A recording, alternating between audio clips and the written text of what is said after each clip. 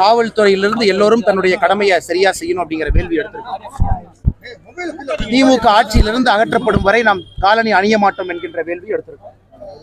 இன்னைக்கு நாம அந்த சங்கல்பம் எடுத்து 48 நாட்கள் ஒரு மண்டலம் முழுசா நிறைவடையுது. ஆனால் இன்னைக்கு அதே நேரத்துல தைப்பூச நாளும் கூட கரெக்டா அமைஞ்சு வந்திருக்கு.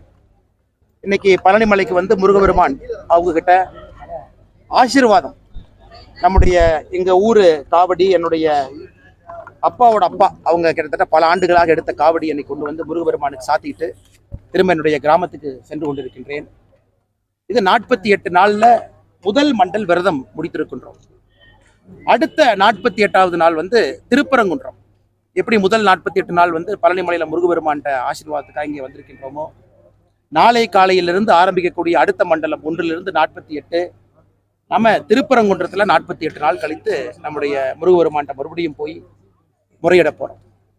அதே நேரத்துல ஒரு மகிழ்ச்சி என்னன்னாங்கன்னா, தமிழகம் முழுவதுமே இன்று காலையிலிருந்து கட்டுக்கடங்காத கூட்டம். அதனாலதான் நம்ம பொறுத்து பொழுதெல்லாம் தாழ்ந்த பிறகு 7 மணிக்கு மேல கூட்டம் குறைஞ்சிரும், தேரோட்டம் ஆரம்பிச்சிருவாங்க.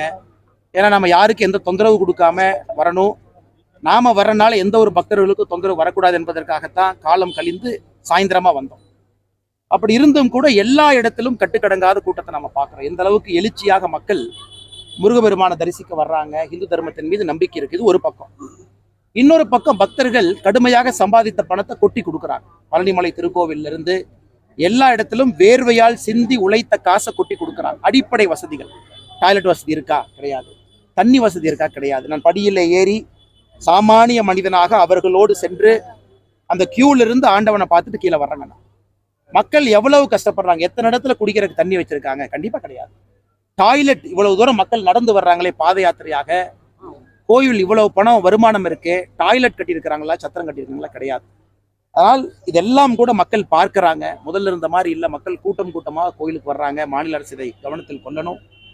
அடுத்த ஆண்டுக்குள்ள போர்க்கால நடவடிக்கை எடுத்து இதெல்லாம் பேசிக் வசதி மக்களுக்கு செஞ்சு கொடுக்கணும். மேல பத்திரமா போயிட்டு வர்றதுக்கு இதை அரசு செய்ய வேண்டும் என்பது என்னுடைய தாழ்மையான வேண்டுகோள். ஒரு முருக பக்தனாக அடுத்த ஆண்டு தைப்பூசம், தை மாசத்துல பூச நட்சத்திரத்துல தைப்பூசம் வரும்பொழுது அட்லீஸ்ட் பக்தாதிகள் இதை விட இன்னொரு 10% இம்ப்ரூவ்மெண்ட் ஆயிருக்குன்னு சொல்ற அளவுக்கு இந்த மாநில அரசு நடந்து கொள்ள வேண்டும்.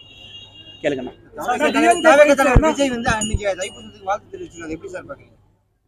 அண்ணா, எங்க வீட்டுல இருக்கிற அக்கா வாழ்த்து தெரிவிச்சாங்க, தோட்டத்துல வேலை பார்க்குற அண்ணன் வாழ்த்து தெரிவிச்சாங்க. இதர விஜய் அவர் வாழ்த்து தெரிவிச்சா மட்டும் பெருசா? லட்சக்கணக்கான மக்கள் மண்டி போட்டு பழனிமலை மேல ஏறுறாங்க. 48 நாள் விரதம் இருந்து ஏறுறாங்க. மண் சோறு சாப்பிட்றாங்க. ரோட்டுல அங்க பிரதட்சணை, தார் ரோட்ல அங்க பிரதட்சணை பண்றாங்க. கொஞ்சம் அவங்களையும் பார்க்கணும் இல்லைங்கண்ணா. விஐபி ஒருத்தர் வாழ்த்து தெரிவிச்சனால அது எப்படி வந்து இதுக்கு ஒரு சிறப்பா? வாழ்த்து தெரிவிச்சது சந்தோஷம். அதே போல சாதாரண மனிதர்களும் எந்தவித பிரதிபலனும் இல்லாம அவர்களும் முருகபெருமானுக்காக வரும்பொழுது எத்தனை ஆயிரம் மக்களை பார்க்குறோம், அவங்களும் வாழ்த்து சொல்றாங்க. அதனால் என்னை பொறுத்தவரை ஒரு பெரிய எழுச்சியோடு மக்கள் கோவிலுக்கு முருகபெருமானை தரிசிக்க வர ஆரம்பித்திருக்கின்றார்கள். அது அடிப்படையில பெரிய மகிழ்ச்சி. அதனால் வருகின்ற காலத்துல அடிப்படை வசதிகள் மட்டும் இம்ப்ரூவ் பண்ணணும் அப்படின்னு அரசுக்கு நான் தாழ்மையான வேண்டுகோள் வைக்கிறேன். அண்ணா, குழந்தைகள் மயக்கம் போட்டு விடுத்தாங்க. போற வழியில வந்து basic first aid facility problem. அதே நேரத்தில் வருகின்ற பாதை தாராபுரத்துலேருந்து நீங்கள் பார்த்தீங்கன்னா மக்கள் எப்படி நடந்து வர்றாங்கன்னு பாருங்கள். பாதையெல்லாம் சுத்தப்படுத்தாம ரோட்டு மேலே சைடில் எப்படி நடந்து வர்றாங்க. எங்கேயாச்சும் டாய்லெட் போகணுன்னா ஒதுக்குப்புறத்தில் ஒரு பெண் எங்கே ஒதுங்குவாங்க? நம்ம பெருசாக கேட்கலீங்கண்ணா. கோவிலுக்கு வெளியே 15 கிலோமீட்டர் நடந்து வர்றவங்க இருக்காங்க. 15 கிலோமீட்டருக்கு ஒரு டாய்லெட் கட்டி கொடுங்க. 15 கிலோமீட்டர் அங்கங்கே தண்ணி வசதி பண்ணி கொடுங்க. ஏன்னா இத்தனை பக்தாதிகள் பணம் கொடுக்குறாங்க. அந்த பணம் எங்கே போகுதுன்னு தான் நம்ம கேட்குறோம். ஆனால் நான் சொல்வது அடிப்படை, இங்கே மட்டும் இல்லை, திருப்பரங்குன்றத்தில் கூட்டம், திருச்செந்தூரில் கட்டுக்கடங்காத கூட்டம், சுவாமி மலையில கூட்டம், 6 படை மருதமலை 7 படையிலும் இன்னைக்கு வந்து அற்புதமான கூட்டம். சின்ன முருகன் கோவில் ஊர் எல்லையில் இருக்கு, அங்கேயும் கூட்டம். அதனால் அரசு விழித்து கொண்டு வேலை பார்க்கணும். முருகபெருமானை பழி வாங்குவதற்காக நான் வசதி செய்ய மாட்டேன் என்று அரசு சொன்னால் அதை எப்பொழுதும் நாங்கள் ஏற்றுக்கொள்ள மாட்டோம். தைப்பூசத்துக்கு பிரதமர் வாழ்த்து சொல்லி இருக்கிறார்.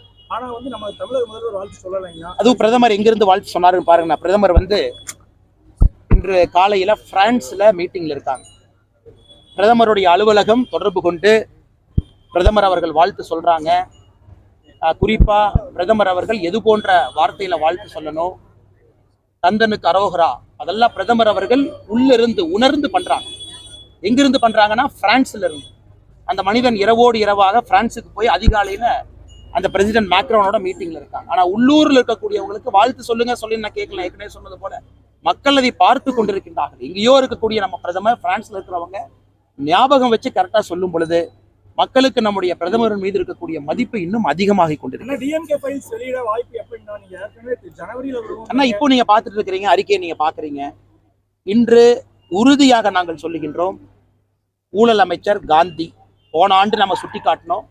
இந்த ஆண்டு சர்க்குலரையே மாத்தி பாலிஸ்டரை கொண்டு வந்து வேட்டி செய்யறாங்க. அதை தடுத்த அதிகாரி சண்முகம் சுந்தரம் டிரான்ஸ்பர் பண்ணியிருக்காங்க, ஐஏஎஸ் அதிகாரி. தொடர்ந்து சொல்றோம், அறிக்கைக்கு பதில் அறிக்கை, ஒரு அறிக்கைக்கு 3 அறிக்கை. அமைச்சர் பெரிய கருப்பன் அவர்கள் நம்ம கொடுத்த அறிக்கைக்கு பதில் அறிக்கை, அதுக்கு அறிக்கை பதில் அறிக்கை, அதுக்கு பதில் அறிக்கை. ஒரு அமைச்சருமே போட்டி போட்டுக்கொண்டு நான் செய்வது சரிங்கிறாங்க. இது எல்லாமே நாங்க அங்கங்க பண்ணிட்டே வர்றாங்கண்ணா. நாளைக்கு நான் அதிகமா அரசியல் பேசினா நல்லா இருக்காதுங்கன்னா, நாளைக்கு சென்னையில பொதுக்கூட்டம் இருக்கு.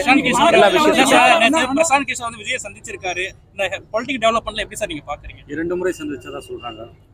ஆனா யார் ஒருவரை எத்தனை முறை சந்திச்சாலும் நாங்க மக்களை சந்திச்சுக்கிட்டு இருக்கோம். இங்க வந்தீங்கன்னா 1000, 2000, 5000, 10,000, 1 லட்சம் மக்களை சந்திக்கிறோம்.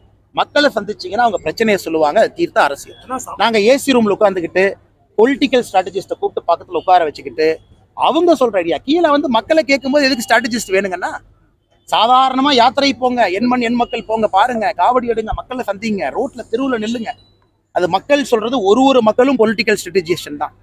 அவங்கள கேட்காம ஏசி ரூம்ல உட்காந்து ஒரு ஸ்ட்ராட்டஜி போட்டு நம்ம ஜெயிச்சிரோம் யாராச்சும் நினைச்சாங்கன்னா, அவர்கள் வருகின்ற காலத்துல அவர்களுக்கு மக்கள் சொல்லுவார்கள், என் பிரச்சனையை நீங்க பேசுங்க, என் பிரச்சனையை பேசுங்க.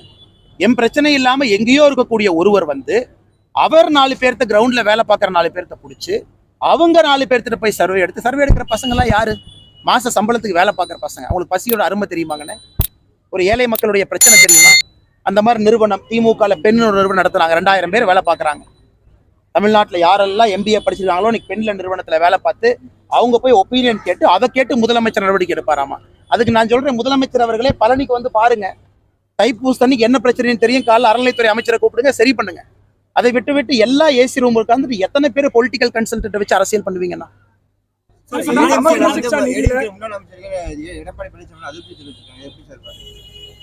நான் என்னென்ன கருத்து சொல்லணும்? நான் ஏதாச்சும் எடப்பாடி அண்ணனை பத்தி சொன்னா அது ஒரு கருத்து, அது நான் சொல்றது ஒரு கருத்துங்கண்ணா.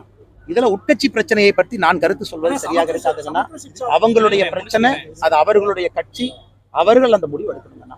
சமத்துவ சிக்ஷா நிதியில 2024-25 முதல் தவணை கூட இது வரைக்கும் கொடுக்க நிதியில, ஆனா நாங்க இதை சொன்னா எல்லாரும் பொய் சொல்லி எங்க மேல பொய் பரப்புறாங்க. அன்பில் மகேஷ், ஆனா அன்பில் மகேஷ் அவர்களுடைய அறிக்கைக்கு பதில் அறிக்கை நாம ஜஸ்ட் கொடுத்துருக்காங்கன்னா பாருங்கன்னா, அவர்கள் சொன்ன முதல் காரணம் என்ன? முதலமைச்சர் எல்லா மாநிலத்துக்கும் நிதி கொடுத்துட்டாங்க, தமிழகத்துக்கு நிதி கொடுக்கல, நம்ம நிதியை மற்ற மாநிலத்திற்கு திருப்பி விட்டுட்டாங்க அப்படிங்கிறதா முதலமைச்சர் சொன்னது. அது பச்சை பொய்.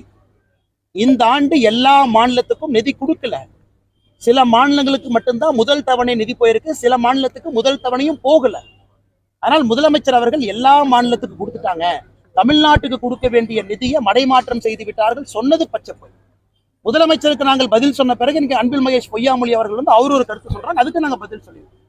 உங்களுக்கு நிதி வேண்டுமா வாங்க, நானும் கூட வர்றேன், போய் எவ்வளவு வேணுமோ வாங்கிட்டு வர்றேன், அது பாயிண்ட் கிடையாதுங்க. PM ஸ்ரீ பள்ளிக்கூடத்தை அலோ பண்ற நீங்க கையெழுத்து போட்டீங்களா இல்லையா? போட்டீங்க, ஏன் அலோ பண்ணல? PM ஸ்ரீ பள்ளிக்கும் சமகர சிக்ஷா நிதிக்கும் சம்பந்தம் இல்லைங்கண்ணா. ஆனா இவங்க இரண்டையும் கலந்து பேசி தமிழகத்தை மட்டும் மத்திய அரசு வஞ்சிக்கின்றார்கள் என்று சொல்வதுதான் பச்சைப்பொய் என்பதைத்தான் தொடர்ந்து நாங்கள் சொல்லிக் கொண்டிருக்கிறோம். சென்னையில டாஸ்மாக் ஊழியர்கள் வந்து கைது பண்ணியிருக்காங்க. போன ஆட்சி வர்றதுக்கு முன்னாடி திமுக அரசு என்ன சொல்லுச்சுன்னா, அரசு நிறுவனம் சம்பந்தமான ஒப்பந்த பணியாளர்களை வந்து நாங்க வந்து அரசு வேலைக்கு எடுப்பதற்கு நாங்க பரிசீலனை பண்றாங்க. ஆனா இன்னைக்கு கைது பண்ணி அங்க ஊரை அரசு பண்ணி வச்சிருக்காங்க. நான் தான் ஏற்கனவே சொல்லலைங்கண்ணா, எதற்காக முதலமைச்சர் அவசரமா திருநெல்வேலியில போய் இருட்டுக்கடை அல்வா சாப்பிட்டாருன்னா, தமிழக மக்களுக்கு 3.5 ஆண்டுகளாக அற்புதமாக அல்வா கொடுத்து கொண்டிருக்கிறேன் என்று சொல்வதற்காக. கல்வி கடன் ரத்து இல்லை, அல்வா கொடுத்தாரு. நிரந்தர பணி உங்களுக்கு கொடுப்போம், அல்வா கொடுத்தாரு. செவிலியருக்கு பணி கொடுப்போம், அல்வா கொடுத்தாரு. கல்வி கடனை முழுமையா தள்ளுபடி சொல்றேன்னு பண்ற மாதிரி விவசாய கடனை தள்ளுபடி பண்ணுவோம், அதுக்கு அல்வா கொடுத்தாரு. அதனால அந்த அல்வா கடையை ஆரம்பிக்க வேண்டும் என்று முதல்வருக்கு ஒரு ஆசை. அதனால திருநெல்வேலி இருட்டு கடையில போய் அல்வா கடை எப்படி இருக்குன்னு பாக்குறதுக்காக போனார். ஏன்னா அடுத்த அல்வா அடுத்து மறுபடியும் கொடுக்கணும். அதனால் அல்வா கொடுக்கக்கூடிய ஆட்சியாக திராவிட முன்னேற்ற கழகத்தினுடைய ஆட்சி 3.5 ஆண்டுகளாக மாறி. கஞ்சா கருப்பண்ண சொன்னாங்க, கஞ்சா கருப்பு எண்ணெய் எல்லாம் கோவப்பட வச்சா எப்படிங்கண்ணே? பாவம், கஞ்சா கருப்பண்ணா நல்ல மனிதர், அவரை எல்லாம் கோவப்பட வைக்கிறாங்க. அந்த அளவுக்கு அரசனுடைய நிர்வாக சீர்கேடு இருக்கு. இதையெல்லாம் அரசு கவனித்து, ஏன்னா சில இடத்துல மருத்துவர்களின் செவிலியர் ஆபரேஷன் பண்ணி மக்கள் இறக்குறாங்க. பிரியா அப்படின்னு ஒரு ஃபுட்பால் பிளேயர் சென்னையில கால் வெட்டப்பட்டு அவங்க இறந்தாங்க. இது பல இடத்துல நம்ம பாக்குறோம். அதனால கஞ்சா கருப்பை அண்ணன் எல்லாம் இப்ப கோவப்பட வச்சுட்டீங்களே. தாவேக்காவோட குழந்தைகள் பிரிவுன்னு ஒண்ணு ஆரம்பிச்சிருக்காங்கன்னா அது சம்பந்தமா ஒரு கருத்து ஏதாவது இருக்கா? ஆனா அரசியல் கட்சியில குழந்தைகள் சேரக்கூடாதுங்கண்ணா. 18 வயசுக்கு கீழே அரசியலுக்கு அவங்கள பயன்படுத்தக்கூடாது அப்படின்னு சொன்ன ஒரு நண்பர் சொன்னாருன்னா, தாவேக்கால் இருக்கிறதே குழந்தைகள் தானே, அதுக்காக குழந்தைகள் வச்சிருக்காங்க. அதனால அவர்களுக்கு தான் வெளிச்சம் எதற்காக குழந்தைகள் அணி பிரிவெல்லாம் ஆரம்பிச்சிருக்கிறீங்கன்னு. 18 ஆண்டுகளுக்கு கீழே அரசியல்ல குழந்தைகளை பயன்படுத்தக்கூடாது என்கின்ற விதிமுறை சட்டம் இருக்கும் பொழுது அந்த குழந்தைகள் பிரிவில் யாரை நீங்க கொடுக்க போறீங்க எனக்கு தெரியலீங்கன்னா அந்த கட்சி தான் விளக்கு கொடுக்கும். சார், பழனி மலைக்கோயில்ல வந்து வியாபாரம் மாத்திட்டு இருக்காங்க. போகர் சன்னதி வந்து கீச்சைங்க அதான் சொன்னாங்க. நான் இப்பதான் வரும்போது பார்த்தோங்கன்னா, ஏன்னா இவ்வளவு பணம் சம்பாதிக்க வேண்டும் என்ற அக்கறை காக்கக்கூடிய அறநிலைத்துறை ஒரு எக்ஸ்ட்ரா டாய்லெட்டை கட்டினீங்களான்னு வெள்ளை அறிக்கை பழனியில கொடுக்கட்டும் இல்லையானே? இவ்வளவு தூரம் பணம் சம்பாதிக்க கடையை மேல போடுறேன், கீழே போடுறேன், சைட்ல போடுறேன், போடுங்க. அதனால வரக்கூடிய வருமானத்தை வச்சு 4 பேருக்கு நல்லது பண்ணீங்கன்னா அந்த சங்கடத்தை நாம ஏத்துக்கலாம். அதுவும் செய்யாம சங்கடப்படுத்தினா எப்படி என்பதுதான் மக்கள் கேட்கக்கூடிய கேள்வி. கடைசி கேள்வி. அண்ணா ஃபர்ஸ்ட் கேள்வி கேட்கிறேன். சேகர் பாபு வந்து அடிப்படை வசதியெல்லாம் செஞ்சு தர அப்படின்னாருங்க. இந்த கடையில நீங்க அவரு கொடுத்தாருங்க. சேகர் பாபு அண்ணன் எப்படி நான் சபரிமலைக்கு போறாரு, இங்கிருந்து சீஃப் செக்ரட்டரிக்கு கூப்பிட்டு சொல்லி அவருக்கு விஐபி புரோட்டோகால் தர்ஷன் கொடுத்து சபரிமலையில சேகர் பாபு அவர்கள் போகும்போது அந்த இடத்த ஃபுல்லா சுத்தம் பண்ணி அவர் தனியா நின்று சாமி கும்பிட்டு வர்றாரு. அப்படி இருக்கக்கூடிய அறநிலைத்துறை அமைச்சருக்கு எப்படி மக்களுடைய அருமை தெரியும்? சொர்க்கவாசல் திறந்தாங்க. எங்க திறந்தாங்கன்னா திருச்சியில, ஸ்ரீரங்கத்துல. சேகர் பாபு அண்ணன் குடும்பத்தோடு எவ்வளவு அட்டூழியம் பண்ணார் அன்னைக்கு அறிக்கை கொடுத்தா. எல்லாத்தையும் போ இங்கே வர்ற போ எல்லாத்தையும் தள்ளி விட்டுட்டு சாமியை முதல் ஆளாக பார்க்க வேண்டும் என்ற அக்கறை காட்டக்கூடிய சேகர் பாபு அவர்கள் சாதாரண பொதுமக்கள் நடந்து வெறுங்காலில் கிலோமீட்டர் கணக்கில் வர்றாங்க. அவர்களுக்கு அந்த அக்கறையை காட்டலாமே. முதலமைச்சர் அவங்க மனைவி வர்றாங்கன்னா எவ்வளவு அக்கறை காட்டுறீங்க நீங்க? அறநிலைத்துறை எவ்வளவு அக்கறை காட்டுறீங்க? முதலமைச்சருடைய மனைவி துணைவியார் அவர்களுக்கு தவறு இல்லைங்கண்ணா, காட்டுங்கண்ணே. சிஎம்மோட ஒய்ஃபுக்கு புரோட்டோகால் கொடுங்கண்ணே, அம்மையார் கொடுங்கண்ணே. அதே புரோட்டோகால்ல பாதியாவது சாதாரண மனிதருக்கு ஏன் சேகர் பாபு கொடுக்க மாட்டாங்க? உடனே வரிஞ்சு கட்டிக்கிட்டு என்னை முதலமைச்சர் அடக்கி வச்சிருக்காரு, நான் வந்து முரட்டுக்கால என்னை அவுத்து விட்டீங்கன்னா அண்ணாமலை மேல முட்டிடுவேன்னு கால டயலாக் வேற விடுவார். ஒரே டயலாக 3.5 வருஷமா அதே கிழிஞ்சு போன டேப் ரிகார்டர் மாதிரி சொல்றாரு. முதலமைச்சர் மட்டும் என்னை கட்டுப்படுத்தவில்லை என்றால் சேகர் பாபு யார் என்பதை காட்டி விடுவேன். அதனால தயவு செஞ்சு சொல்றேன், நீங்களும் அறநிலைத்துறை அதிகாரிகள் அமைச்சர்களா இருக்கிறீங்க, மக்களுக்கு நல்லது பண்றதுக்கு பாடுபடுங்க.